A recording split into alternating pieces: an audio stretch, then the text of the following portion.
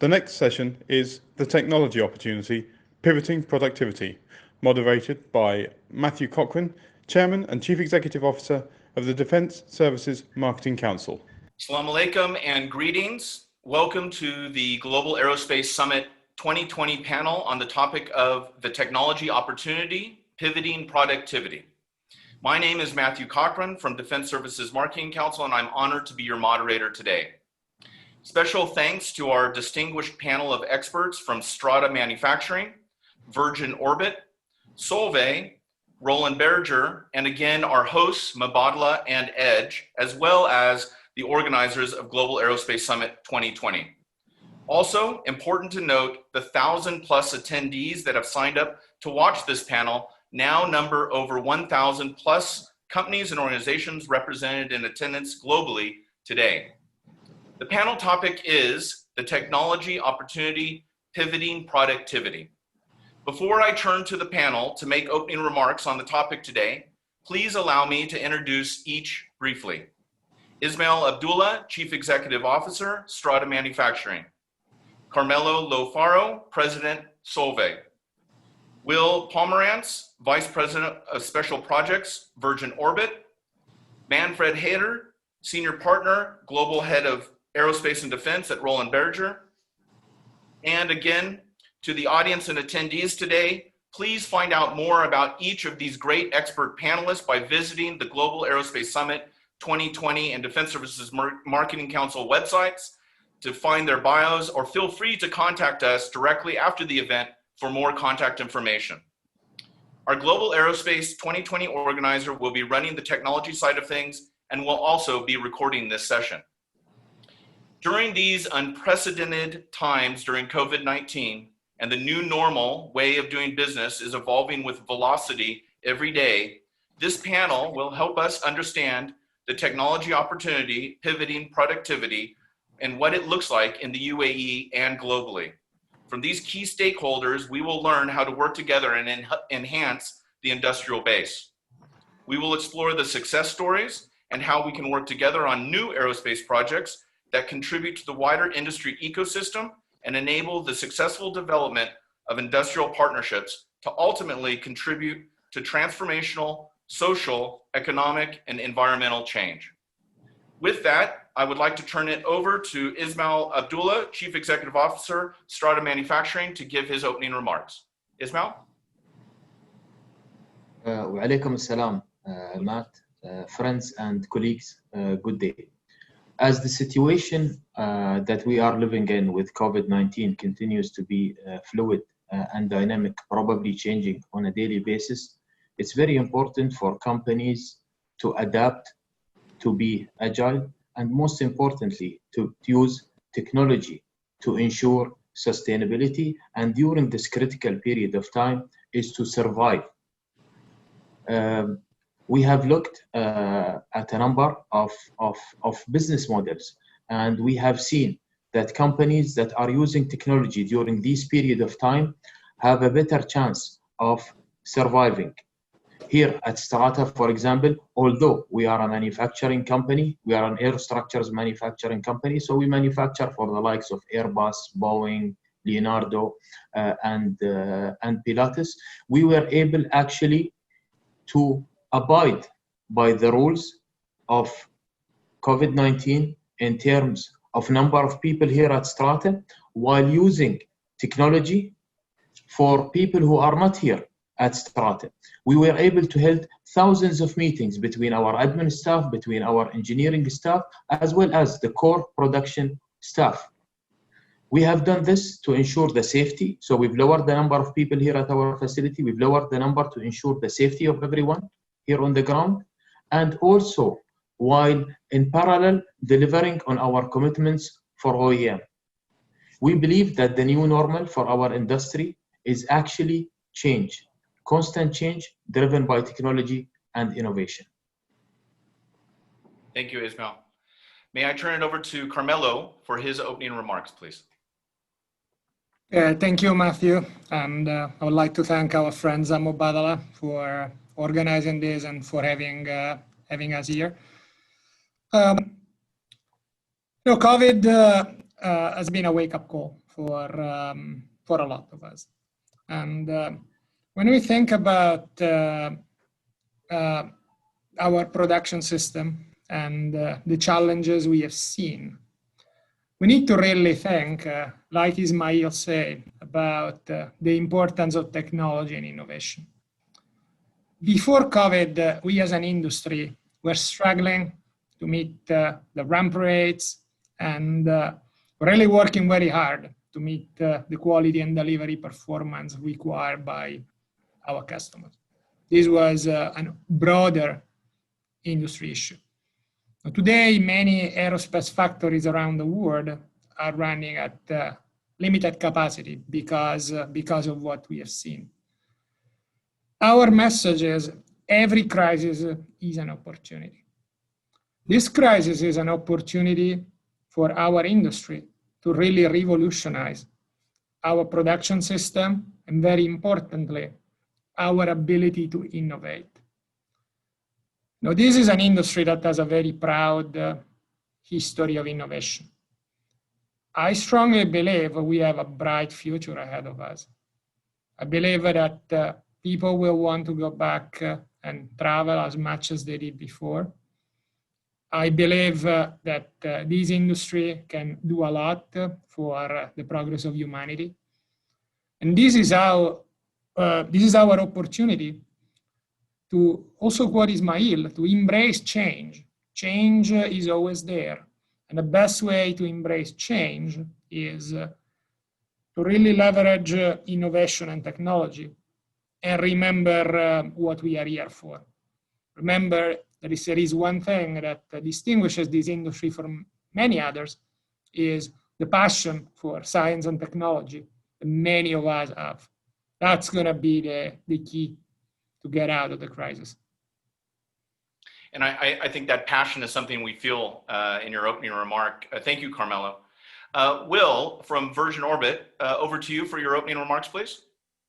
Well, first of all, thank you very much for having me. Matthew, thank you to the teams at Mubadala and the Global Aerospace Summit. It's a pleasure to be with you. I wish we could all be together in person, but I'm happy we could get together virtually in this way. For anyone who's not familiar with Virgin Orbit, we are a responsive launch company. So we use the system you see in the virtual background behind me to launch satellites into low Earth orbit primarily in a new way. And we're also a quite young company. We were only created about 3.5 years ago. We were just in the process of completing our final major tests and moving into commercial operations right as the global pandemic hit. And I think a pessimist could have viewed that situation as a really awful one. You know, what horrible timing, what bad luck that after all this hard work, right as we're, you know, on the precipice of everything we've worked for, the situation changes in this kind of horrible and unforeseen way. We really chose to look at it in a different way, which was, hey, we're a young and nimble company. And everything that we've done, every technology that we've invested has been all about increasing the flexibility of launch. So let's apply that same mindset and that same technological basis to ourselves as a company and how we react in the face of this pandemic. Because we realized that everything from the way we assembled the team and the kind of leadership and management style that we'd ingrained at the company to the very technologies themselves really did actually leave us in quite a good position to change the way we do things and even change the things we do to react to this crisis. So we were able to pull off by far our biggest test yet in early May. I believe we were the first company in the world to attempt a launch to space after the start of really the worldwide spread of the pandemic. I know it had started a little bit earlier in the year and had affected some regions, but by the time it became global, we were, I think, the first to get out on the launch site and attempt to launch. We also did some things that we'll talk about later, like pivoting our entire production line and going from being a rocket company, a rocket factory, being a medical devices company at the time of the realest need, most urgent need, and really have found it actually that this challenge, you know, as Carmelo and Ismail have said, there are positive things to it, and there are things that can lead to healthy changes, to healthy motivation for a team, can ignite that passion that Carmelo spoke about. Both in your employee base and in your customer base in a positive way. Well, it is interesting to mention launching during COVID-19, and of course we should recognize the UAE's HOPE probe that was launched in the middle of this crisis was achieved successfully. So for launching something during challenging times, this is a great panel to pull together to talk more about that. With that being noted, Manfred, your opening statement, you and I had a chance to talk before the panel. To your opening remarks about sustainability, I know you have some thoughts about this before we open up for questions, so your opening remarks would be wonderful.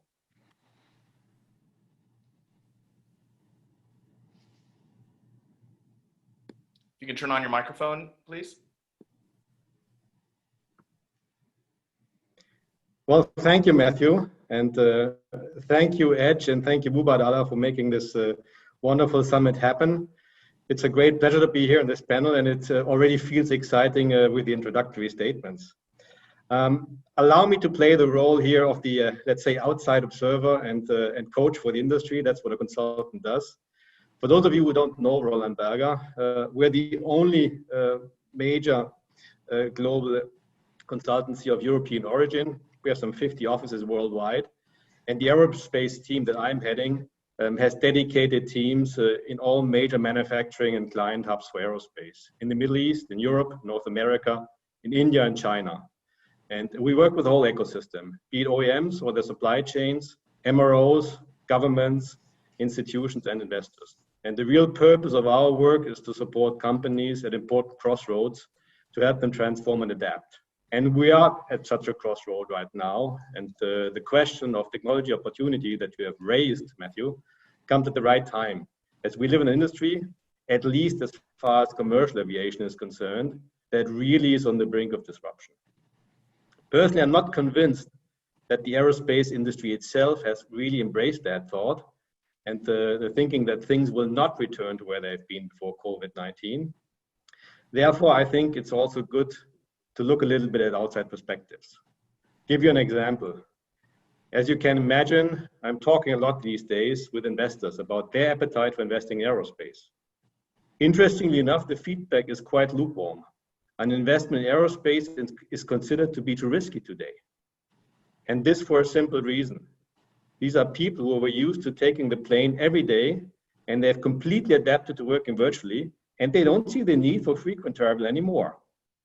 So first of all, I think we all have to concede that communication technology is disrupting the mobility world, and with it, our industry. All of that leads to two questions that each aerospace company needs to urgently address. And many of them are doing this already. Firstly, how to leverage my capabilities and additional technologies to survive the crisis and come out strengthened. Secondly, what will the mobility of the future look like and where will be my right to play? The first question is of tactical nature, and creativity and hard work are the only limits to the answer. We have seen companies quickly change their production to cater for new demand in other sectors and fill idle capacities. And I believe Strata is a perfect example for this. On the other hand, many of our clients have approached us with regards to leveraging their existing capabilities for diversification into new sectors. And we have all seen that cumbersome processes or ways of working have been broken up by the need to quickly go remote and digital, which is a real added value of the crisis. The second question is the more important one, as it is of strategic nature and will determine whether or not companies will thrive in long term. Let me formulate a few hypotheses regarding the future, just for the sake of this debate. COVID-19 has further heightened the awareness that behind the pandemic, there's a much bigger climate crisis. Sustainability as key need is therefore here to stay and will further accelerate. Flying as a product needs to become much more sustainable very quickly.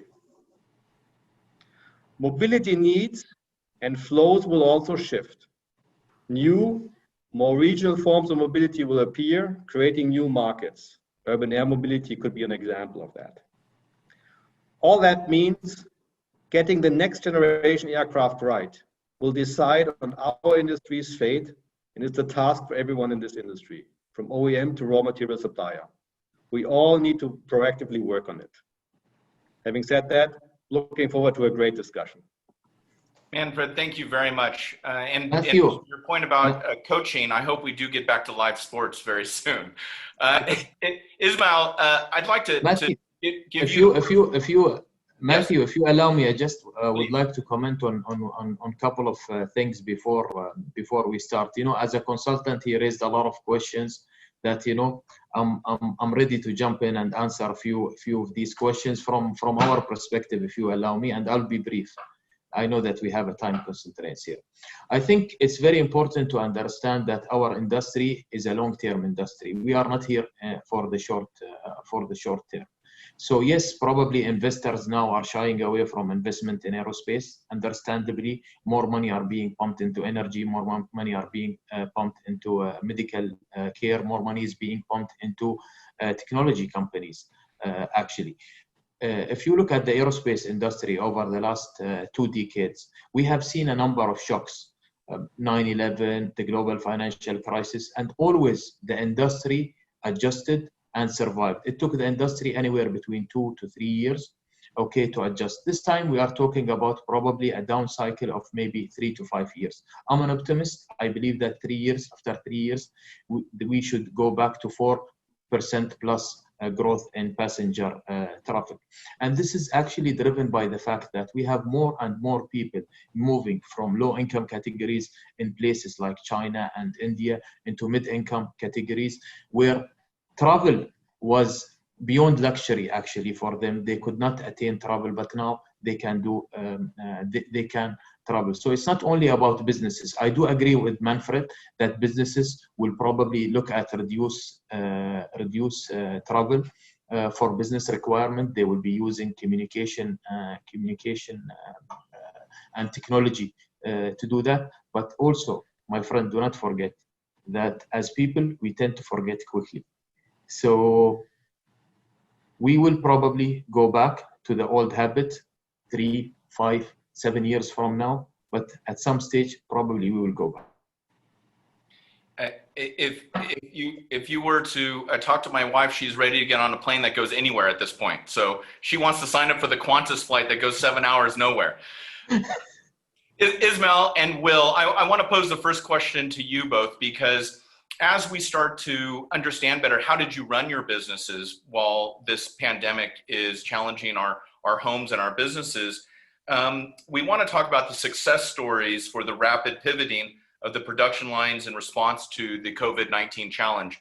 And really, when we start to look at the beginning of the coronavirus pandemic, Virgin Orbit and Strata very quickly developed and began manufacturing face masks, new ventilators for use by COVID-19 patients and people to stay safe.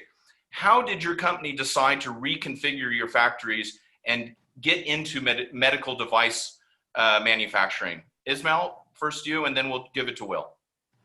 So from our perspective, Matt, the situation with COVID-19, the humanitarian impact as well as the economic impact is huge. And we've been thinking about how we can actually support the front line of defense, not only here in the UAE, but also around the world. Our shareholder, Mubadala Investment Company, launched a campaign called We Are Determined. This campaign had a number of initiatives to support first line of defenses, as well as communities impacted by COVID-19. We have teamed up with Honeywell, one of our longest standing partners, not only of Mubadala, but also of Strata, and we have placed the first N95 production line in the region with a capacity of producing 90,000 masks on a daily basis. On an annual basis, we are talking about 30 million plus masks. We are proud that our masks is being used worldwide, actually, not only here in the UAE, but also in Japan, the UK, and many other countries. We had to do this pivot. We had to do this monetizing and utilizing our capabilities. In this fluid and dynamic situation, we looked at what we are good at, manufacturing stuff, and we were able to utilize this fantastic facility that we have here in the city of Al Ain, and also redeploy my colleagues, retrain them to run the new production line. Also, as business leaders here, we had to change our mentality. Imagine for the past 10 years, we've been dealing with 4 to 7 customers. Now we are selling our products online. Actually, we have thousands of customers around the world. Moreover, and I think this is very interesting, over the past 11 years, we have manufactured 60,000 chipsets, and we've sent them worldwide. In one day, we are doing 90,000 masks. So it is actually a shift also, internal shift on how we manage the business. Well, and we can't lose sight of the fact that 2 years, I remember listening to your presentation at the Global Aerospace Summit when you were talking about everyone from Airbus to Pilatus and really challenging the ramp up of your line, and to have this on top of all of the other products and services you're already providing, it was both a challenge but also an opportunity, it sounds like. Will, sorry, Ismail, yes? It is actually, as Carmelo said, you know, with every challenge comes opportunities. Absolutely. Will, launching space satellites and anything, we're familiar with Virgin Galactic, we're getting familiar with Virgin Orbit. How did you, at the same time you're trying to launch something, also get into the medical manufacturing business? Well, a few of us spoke in our introductory remarks about the passion of the aerospace workforce. And, you know, our company, I think like most of the others on the panel, we're an engineering-led workforce. I always think of engineers as problem solvers. And I think of aerospace engineers in particular as problem solvers who care about the big picture and care about the future of the planet and care about all of their fellow humans in every part of the globe. And so what we noticed at the beginning of the pandemic, as it became clear how serious a problem this was going to be, but also as it became clear that the challenge was going to be compounded by the lack of availability of certain key resources, what we realized was that every one of our engineers was coming to work, they were putting in a hard, full day at the office working on launching rockets, and then they were going home and they were researching what they could do to help fight the pandemic. And they all had a little project that was going on in the garage or on the workbench in the back of their house where they were looking at, you know, how could they build face shields, or how could they build N95 masks, or how could they even do simple things like door handle attachments so you don't have to touch them with your bare hand. And that went all the way up through our senior leadership. Our CEO, Dan Hart, is a lifelong engineer, that he comes from that background, and he was one of many that was doing that. Eventually we realized, well, maybe there's some group effort we could do. So actually Dan, our CEO, put in a phone call to our state government here, the government of California. He called up the governor and he said, hey, look, we're not a medical devices company, but we do employ a lot of really talented engineers who are familiar working in a high stakes industry that has high regulation and the highest standards of quality. And we've got a brand new factory and we're willing to use it. What would be most useful? Because we were thinking about, you know, some of the exact kind of challenges and opportunities that Ismail's just spoken about. Can we build masks? Can we build, you know, tubing for ventilators? Can we build whatever else? And the governor's office really put us in the direction of a need, a glaring need for a simpler, less capable, but much faster and cheaper to manufacture ventilator system, and connected us with some academics that were looking into the problem. We discovered that there were a lot of brilliant academics who were looking at these designs, but none of them had a manufacturing capability. And we said, okay, now we see an opportunity where we can come in and we can put our passion and our talents to good use and really do something for the community. So building on some open source designs and taking in a lot of great advice from that academic community and from a number of clinicians and physicians that were kind enough to spend all hours of the evenings and weekends and eventually during the day as well, giving us advice on what was actually needed, we were able to move very, very quickly and to design what we call a bridge ventilator system. So it's not a full capability ventilator. It cannot support patients with the worst possible cases of COVID-19 and the most comorbidities, but it can support the overwhelming majority of patients and keep them healthy and well long enough to move them through the medical system and to free up that more capable but much more expensive equipment for the patients who really need it. And it was nice because we have just invested, you know, with the wonderful support of our friends at Mubadala as well as the Virgin Group, we've just invested in this brand new manufacturing facility that was sitting there, and you know, the same tooling that you use, the same 3D printers, the same CNCs, the same everything that you use to build rockets can be pretty quickly reprogrammed to build medical devices. And we went out and just did that. We're very pleased to have produced several hundred of these ventilators. We were also thrilled, again, thanks to the support of our investors at Mubadala and at Virgin, to go and take that design we had done and to give it away for free to others who wanted to manufacture that. And really proud of our project that we're doing in particular with a company in South Africa called Invictus that is now building these and sometimes selling them, sometimes giving them away to nations across Africa to try and combat the pandemic there. Will, let me jump in there and just talk a little bit about how you were able to use that excess capacity and capability that was built in to your factory to do this. Let me turn the question over to Carmelo and Manfred. And when we look at what future opportunities have been revealed and how can the aerospace sector capitalize effectively, Will outlined some interesting points there, that the tools, that the people, the engineering, the fact that, you know, these people did this at home when they weren't at the office, it revealed a lot about people. I know that for a lot of industries, they're getting more productivity out of their people during this crisis than ever before. But what does that say about the aerospace industry? And what are some of the key trends that are shaping it? When we look to the future, Airbus last week just announced a 2035 plan for sustainable aircraft with 3 models. We're looking at air mobility projects. Some, you know, we'll call them in stealth mode in the UAE for what does that look like? So where are, I think, the trends going? What have these future opportunities? What will they hold for us in that positive, enthusiastic view that Ismail shared? In 3 years, everything's going to be back to normal, even better. Carmelo, maybe you can help us with that first. Yeah, thanks, Matthew. And I really like what Will said. You know, engineers do solve problems. Aerospace and defense engineers solve problems in uncharted territory. You know, we hear this word uncharted territory a lot these days, but you know, our industry has been working in that territory for a while, whether it's space or whether it's just making things fly. It's always been uncharted territory. So I've seen a lot of examples in our own company of people bringing up some really creative ideas to solve the new problems.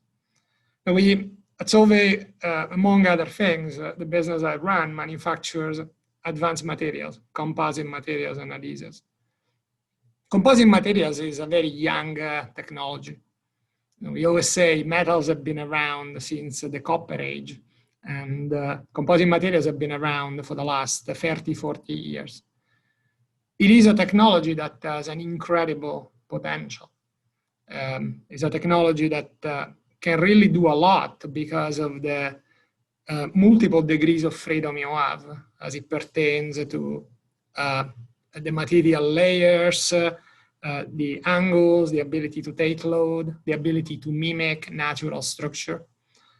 And what I've seen is that there have been a lot of great ideas about how to use composite materials as smart materials to address some of today's challenges.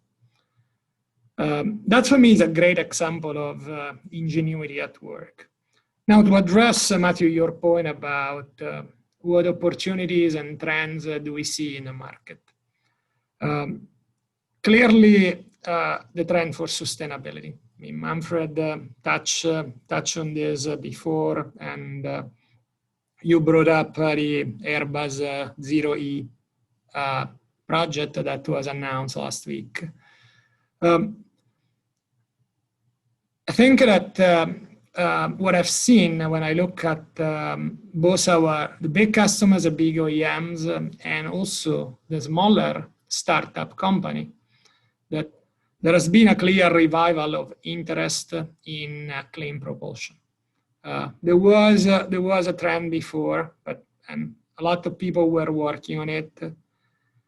But both, I think the actual combination of the fact that the delay of new program is buying all of us some time, and the wake-up call that you know, the pandemic has been. Many people have spoken about pandemics in the past, right? But nobody really believed they would happen, right? It's a bit the same with global warming. I think people have now realized, hey, this will happen, is happening. So we got to do something. So we see a lot of very exciting work in the area of hybrid electric propulsion, and hydrogen. And I believe we are seeing an acceleration of the development and technology roadmap in all these areas. And this is great because back to the point where I started, there are technologies like composites, for example, that can provide solution to a number of new problems and challenges that we as an industry are going to face. How to safely store hydrogen on a flying vehicle for a long amount of time. How do you do that? Again, there is definitely an answer in materials technology. So that's one important example.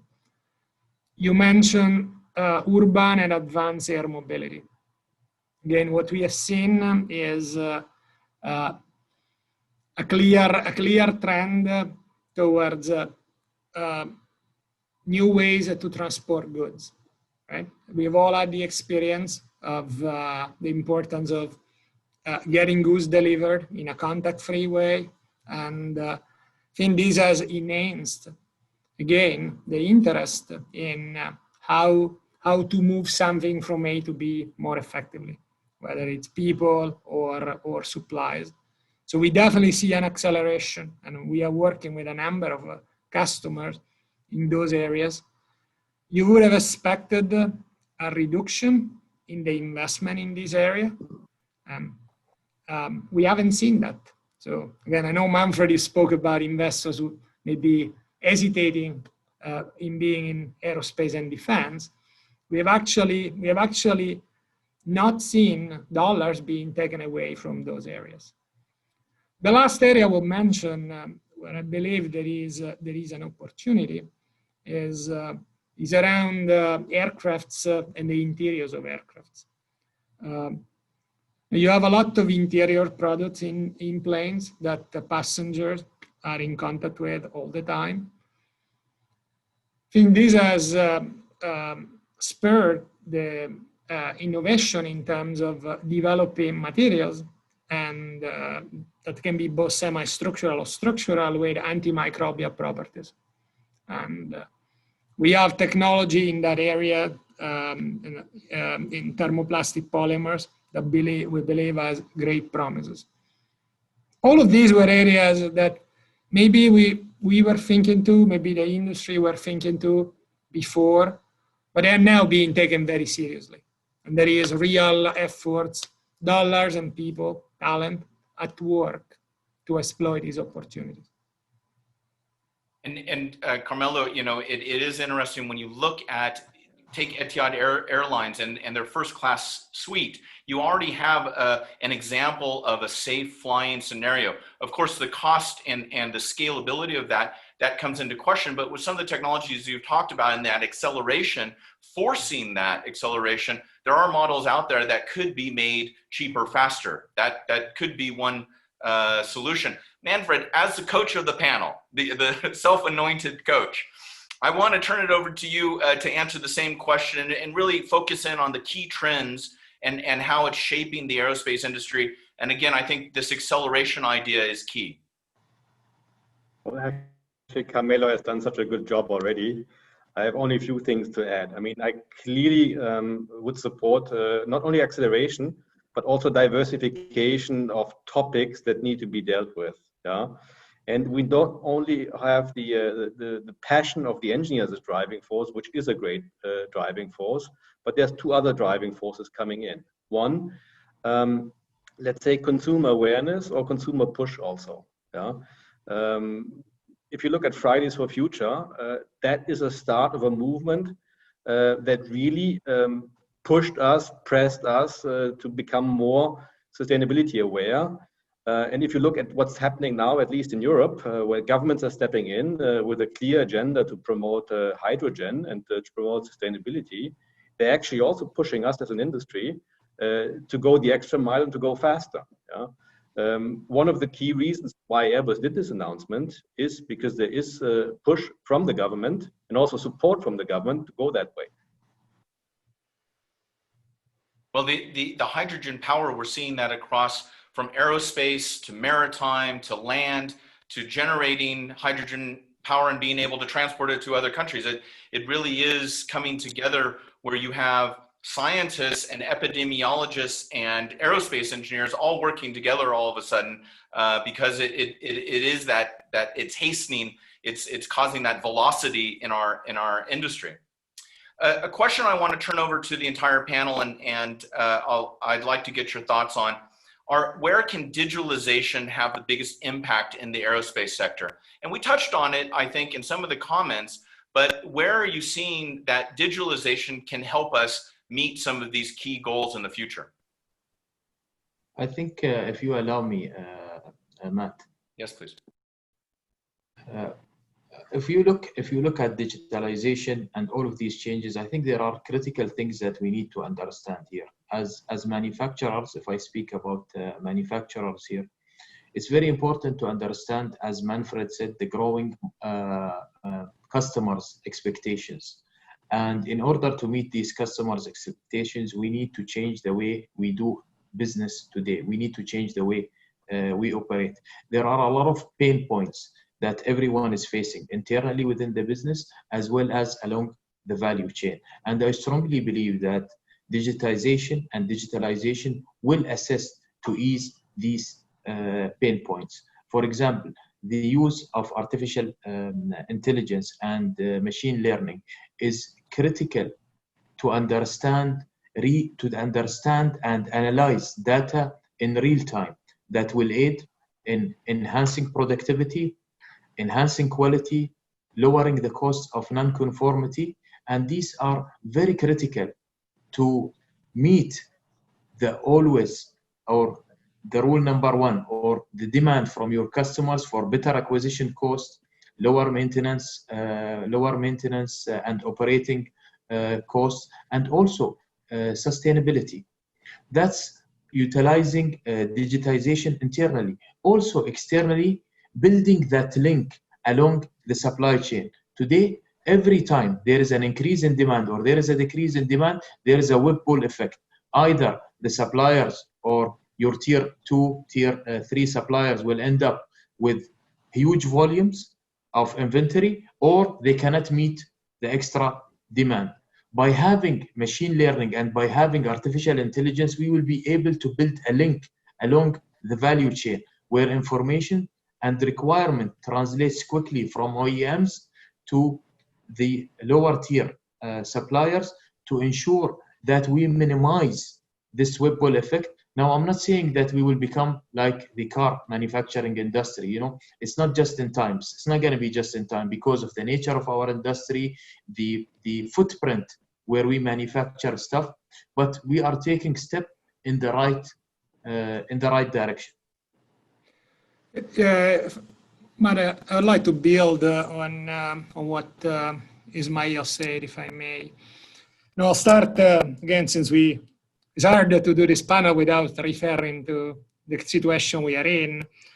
I'll start with the quote you've all seen from Satya Nadella, the CEO of Microsoft. We have seen 2 years of digital transformation in 2 months. I think that's actually a really important point, back to the crisis being a good wake-up call for us to understand what we've been leaving on the table. Now, the way I like to look at this, and maybe I'm going to be a little bit philosophical, is the aerospace industry is by nature an industry that likes complexity, right? In some cases, we need complexity. In some cases, we actually like complexity. Engineers like complexity. It's also an industry that has grown very quickly. And growing very quickly, we haven't been able to always grow in a very tidy or well-structured way. As a result of that, I believe that our industry is a really opportunity-rich environment for the power of AI and machine learning, because there is a lot of need in different areas of the industry to use this artificial intelligence to make some sense of the complexity and reduce that complexity. And I can give you many, many examples. You can, Ismail already spoke very eloquently about what you can do as it pertains to quality and delivery in a production system. But you can do that with regard, you can apply digital to make sense of all the complexity in all the vehicles that are flying around. Now think about the ability to have a digital twin of every plane around with all the maintenance record, everything that has happened in that plane, and how much value that could create for the industry in eliminating unnecessary maintenance, reducing the cost of spare parts. The sky is the limit there. So great opportunity. Look at what digital can do in air traffic management. Again, not a lot of planes in the air these days, but we all remember good old 2019. Lots of opportunity there in improvement of air traffic management. I'll bring something that is nearer and dear to my heart as the leader of an advanced material supplier that I shared a few minutes ago about the multiple degrees of freedom of composite materials, right? That's great because, again, we can make this material very intelligent, but in order to leverage all these multitude of degrees of freedom, you need the ability to leverage all the progress we have made in computation in the last few years. And today, we have a lot of opportunities to leverage simulation and modeling for the development of materials, but also the ability to create more intelligent structures and systems where you can have multifunctionality. So I could go on and on. There are the key point I want to make is of all the industries in the world, I can't think to a better industry for leveraging digital than aerospace and defense.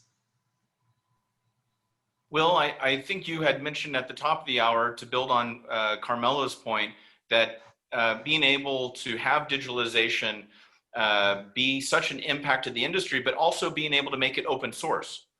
Although the plans we talked about were in response to COVID-19, there are many that are talking about how can space orbit, how can space get closer to industry.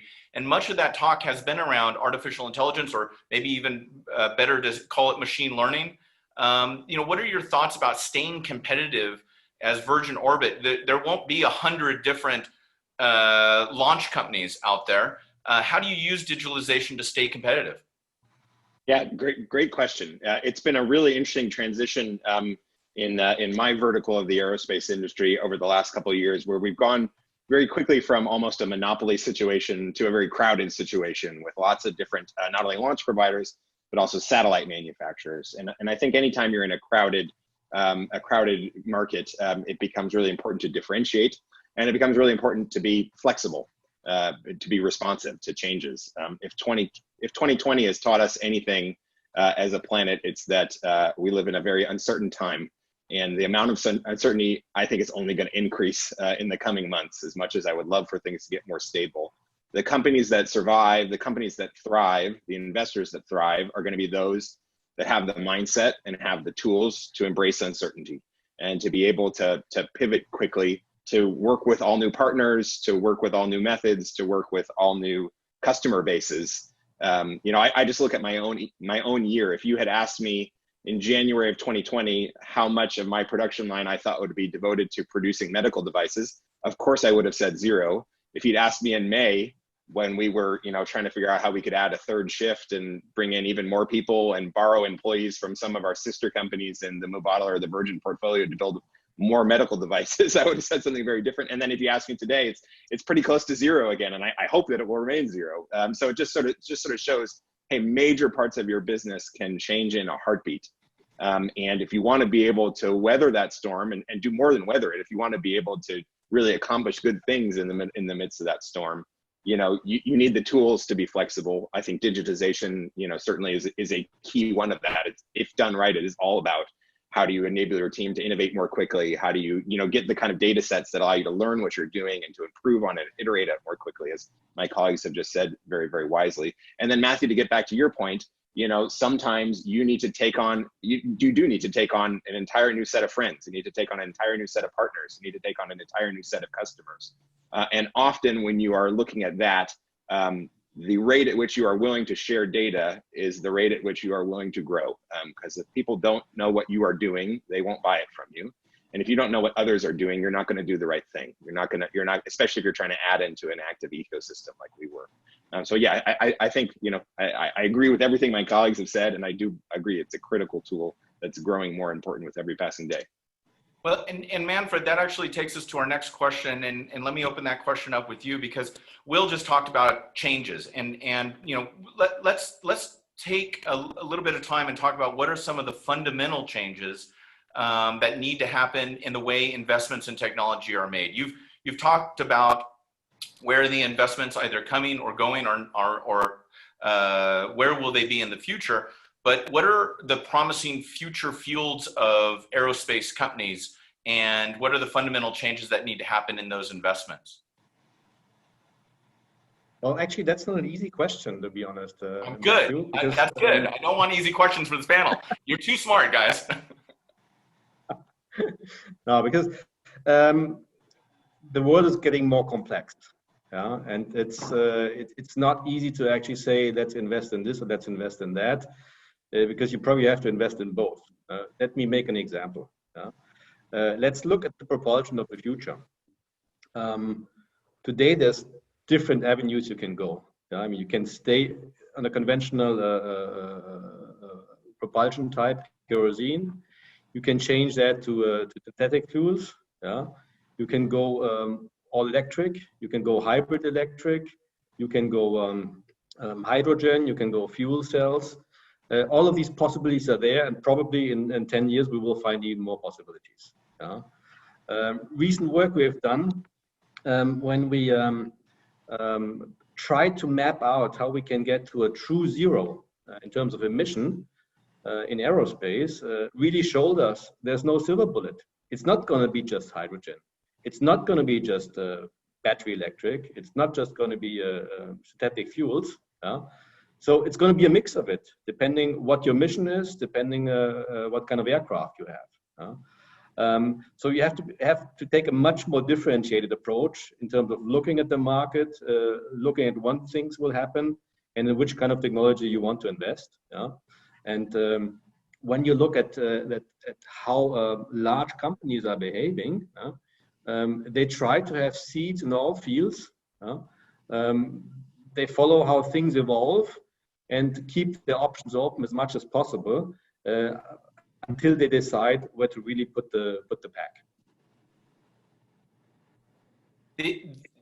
The investments, there have been thoughts around the investment that is going to go into aerospace, that maybe private airlines, first-class airlines, that these will be some of the first ones to come back online because they will cater to a business executive that is willing to leave his virtual meeting and do the face-to-face. But Ismail, you noted something I think very interesting in some of your opening statements, that when you look at China and you look at India and you look at the emerging middle class of billions of people, that flying is, it was more than a luxury, but now it is attainable. That when these billions of people, not millions, but billions of people come online and want to build their businesses and the world pivots east, that investment is going to look different. What are your ideas around that investment? I think from our perspective, what we see is that the dynamics of the market will change. Today, we have two big names or two big players in the market, one from Europe, one from the States. We believe that in the future there will be probably a third player. China is our Comac, the Chinese competitor with their C919, or the Russian with their MC21, the Irkut MC21. So the dynamics from that perspective, from a monopoly, probably will change. If I have to bet, probably I will go with the Chinese because they already have a huge captive market. That's from a market play. But also, it is extremely important to understand and to note that the future will belong to companies that invest in innovation, invest in digitization. Aerospace has been at the forefront, as Carmelo said, has been at the forefront of technology development, of technology innovation. You know, a lot of things that you see consumers today are using it are actually has been purposed for an aerospace platform or an aerospace activity before it was made common. So the trend in the future is going to be driven by customers' expectation around sustainability, whether it's alternative jet fuel, biofuel, whether it's hydrogen cell, whether it's electrification. Also, these trends will change the landscape of our industry. Now, I do have some opinion about, for example, electrification. I think that's not going to happen very soon. That's going to take a long time, and probably in some niche applications. As the panel, we're growing close to the end, so we have about 10 more minutes, but we still have one more question and we have closing remarks. So before I open it up for the closing remarks, which I'll ask you to summarize where you think this panel has taken us, and also think about the question, what are the new frontiers for aerospace? I have one more fundamental question, and again, I'd like to turn it over to Ismail on this question, but I open it up to the rest of the panel about how can the aerospace industry effectively contribute to transformational social, economic, and environmental change. And Ismail, when we look at Strata and we look at the Emiratization numbers and we look at the women in aerospace that are working in Al Ain and working for Strata, you set the bar very, very high, not just for UAE-based companies, but globally. Can you talk a little bit about how that is leading to social economic change? Aerospace or companies in aerospace are usually employers around the world. The industry continues to be one of the largest employers, creating value-added jobs anywhere in the world. This is why, you know, governments around the world are actually supporting OEMs, supporting the value chain of this industry.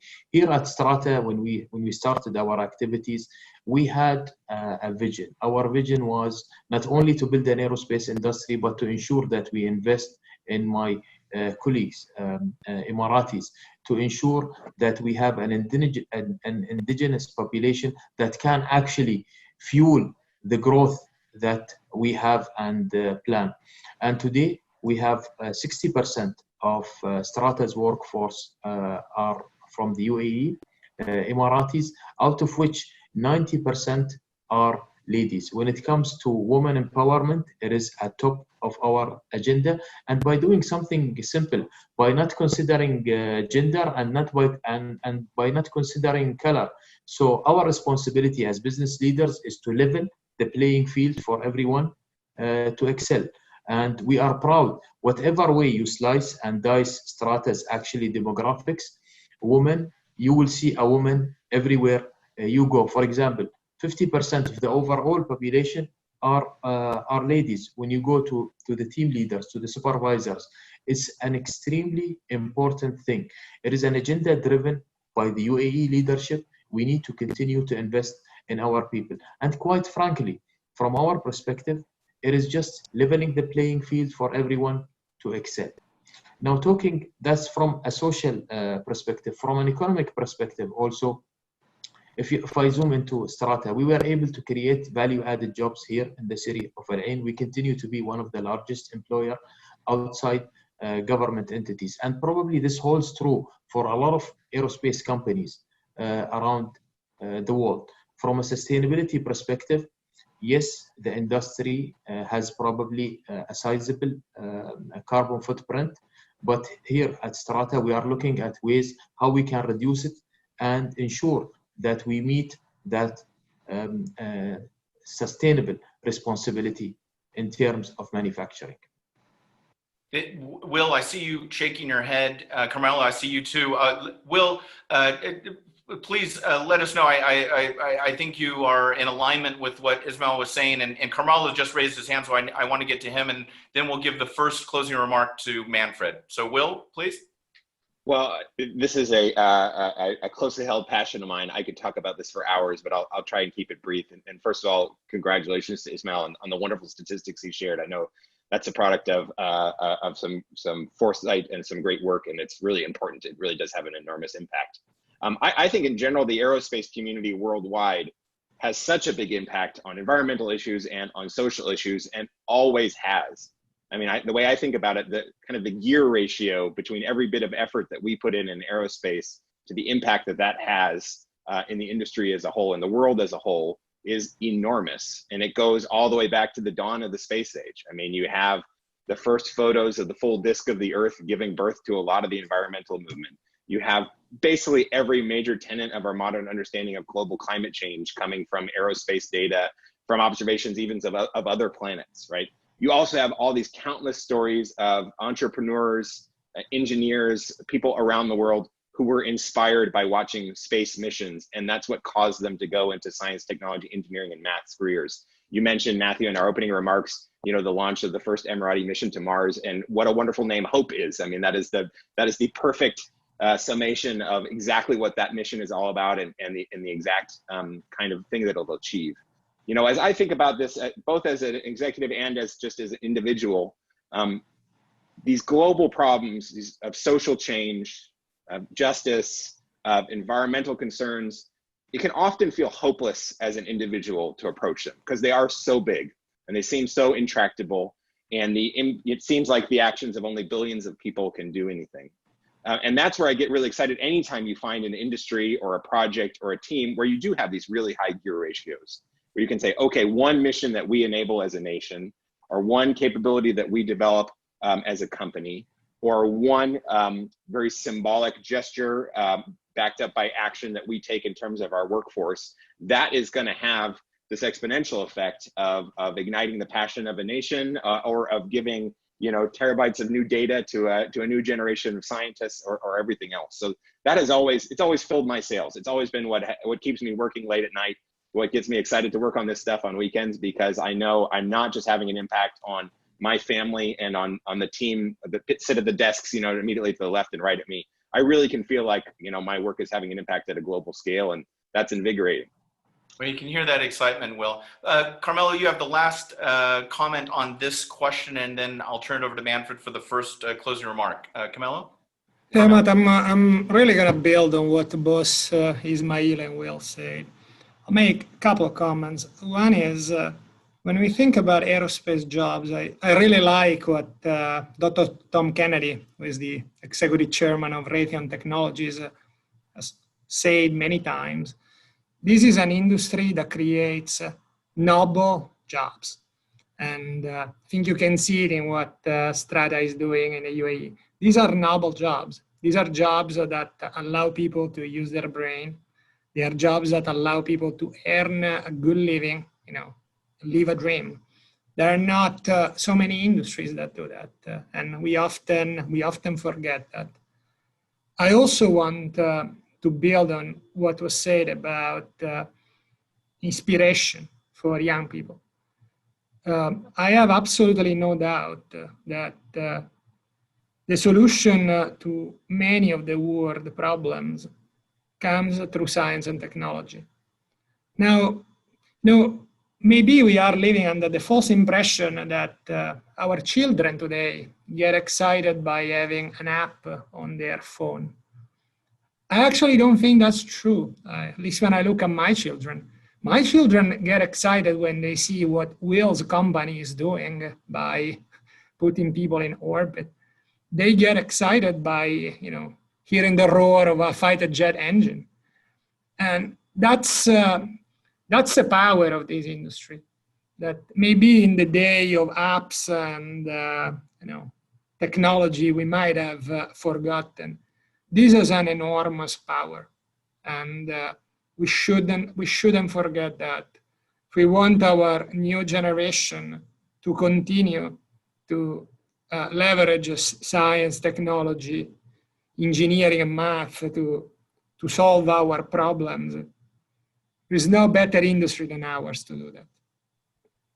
I think that's a wonderful way to leave that question, especially when you look at STEM and you think about the passionate students you see not only in the UAE, and we've seen them spend their nights and weekends working on projects to launch unmanned aerial vehicles or to work on robotics because it's passionate. And the idea of hearing that roar of jets or to see a launch or to stay up late to watch the Hope probe, I think everyone is very excited about that enthusiasm that we can leave and transform for the next generation.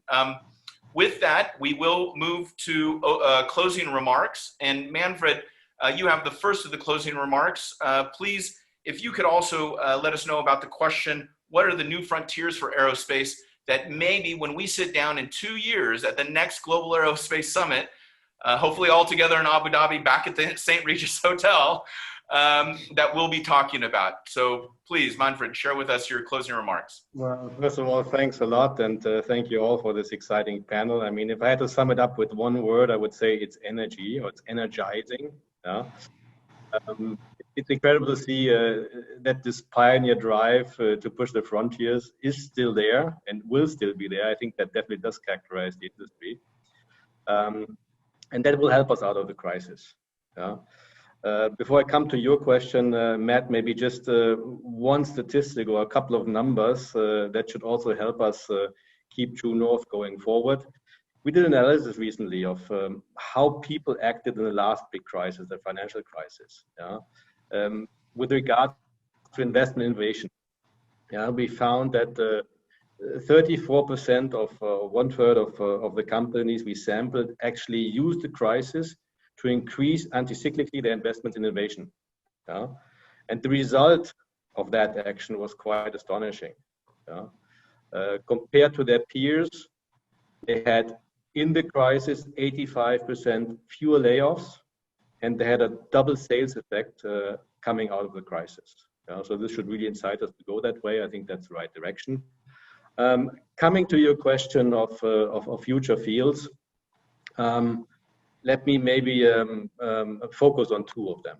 Yeah, I mean, one of them we already discussed a lot is really about sustainable application, and let me put this, focus is really on the question, what will be the next generation aircraft? And I guess currently we have two possibilities. Either one of the two large OEMs is compelled to launch early on, I would say, a conventional aircraft, or we have time, and time means 10 to 15 years to come up with something revolutionary. And ideas for that we have seen earlier this week on Monday when Airbus presented their hydrogen concept planes. Probably they won't look like that. But in 2 years, we will be 2 years more down the road. We will have looked at some of the technologies and we will become clear in terms of demonstrator. Another key topic that we will be looking at in 2 years, emerging now already, is I would say new mobility systems. And urban air mobility is probably at the helm of that. Why that? For two reasons. One, there's increasing need, and that has been heightened by COVID-19 for different type of also personal mobility. There's also an issue of congestion in mega cities. And we have now the technologies to actually do this. And it's a mix of communication technologies like 5G, of artificial intelligence enabling autonomy, and electric propulsion. So this is going to be happening. And in 2 years, we will come fairly close to first commercial services, or at least demonstrator services. Manfred, thank you. I look forward to with the same panel in 2 years. Will, Virgin Orbit, 2 years from now, dominating the launch space, I imagine is the answer. Fingers crossed. Well, you know, I've been thinking throughout this panel of an old poem I've loved since I was a young student by Percy Shelley, the last line of which I believe is "Naught may endure but mutability." This idea that change is the only constant has been around forever. I think it's more true than it ever has been, certainly in my lifetime. And thankfully, what I'm seeing in aerospace is the portions of aerospace that I'm most familiar with.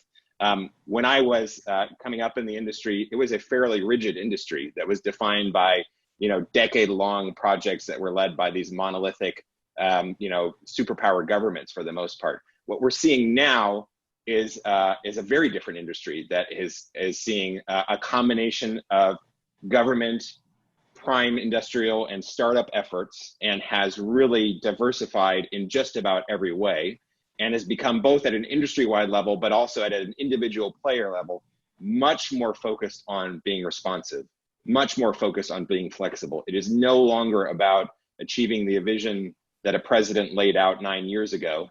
It's now much more about, hey, what's the new opportunity that just emerged last night, and how can I be working on it by tomorrow morning? And I think that that's a really exciting thing. Of course, that makes our crystal ball even more cloudy than it always was, and predicting the future, which was always difficult, has gotten even more difficult. But I think the nice thing is, to me, it's a benefit how hard it is to predict what the major conversation will be 2 years from now. That's why I like to go to conferences. If I could predict exactly what the conversation would be 2 years ago, 2 years from now, I don't know if I'd have to go. I like that there's going to be change. Speaking narrowly within my own niche, the thing that I'm most excited about, that I think will be the big wave that happens within the next 2-year time horizon, is what happens when you bring the launch part of the aerospace industry and the satellite manufacturing and operations part of the satellite industry, or the aerospace industry, into entirely new regions of the world, into entirely new demographics, into this growing middle class that Ismail and others have spoken about, into nations that are going to follow in the footsteps of the UAE, and to try and build up a space agency and a space presence, and to go very quickly from having nothing to having something incredibly inspiring. When we bring aerospace to new shores, I think that we benefit in lots of different ways from new capital, but also new ideas and new mission types, and that's a win for all of us. This win and this positivity, it outlays for all of us, I think, the idea that maybe 2 years is too far in the future. Maybe we need to think about doing this every year. A Global Aerospace Summit host will have to think about that. Carmelo, you're next. Please outline for us, what are some of the takeaways today? What are some of the things that the 1,000+ attendees of this panel can think about from your perspective, and also where are we going as an industry? And then I'll turn the last word over to Ismail. Yeah, what I saw today in this discussion is really a lot of common views about where the industry is going. I think if I can boil it down and then add a bit of a personal perspective, one of the takeaways is we just discussed about change is constant, and therefore a change is an opportunity. This change is accelerating many things. Is accelerating the drive towards sustainability. Aerospace can respond in many ways, including but not limited to sustainable propulsion. This change is accelerating digital and the ability to use digital. So there is a lot that we can leverage to go faster and innovate faster. Now, where I would like to add my personal perspective is, now, I know you want to look forward to the next 2 years, but I would actually ask all of you for a second not to look forward and look backward. Look at the early days of our industry. Look at the days of the pioneers in this industry that, by the way, a lot of aerospace companies are named after. What these people were able to do with very little means available was to innovate very fast, and I would argue faster than today, and to achieve what at the time was definitely impossible in a totally uncharted territory very effectively. Now, what I would like you all to think is, think if we can bring that same ability that the pioneers of this industry had and combine it with what we have today. Today we have amazing digital tools. We have government around the world, and the UAE is a great example of that, that it demonstrated the ability to allocate investment and resources of a country towards innovation. Think about where we can get if we are able to bring all of this together. I really think there are a lot of opportunities, but again, there is some value in going back and ask ourselves, why the pioneers of this industry were able to innovate so fast and so well. And I believe there is some pretty simple and basic answer to what we need to do today with everything else we have available. Past is prologue. I think that's a wonderful way to summarize that point. Ismail, you have the last word and the final remarks.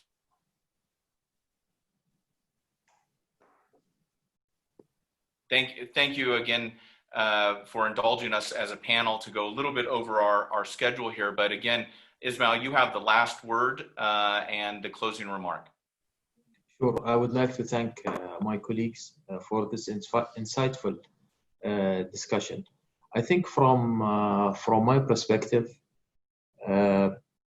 when this pandemic happened, I've asked the team to dig out the business continuity plan for Straten and to ensure that we sustain the business. I'm not gonna say how many pages the word digital was written, but probably you can guess a lot. Not a lot of companies around the world actually probably use that word in their business continuity plan.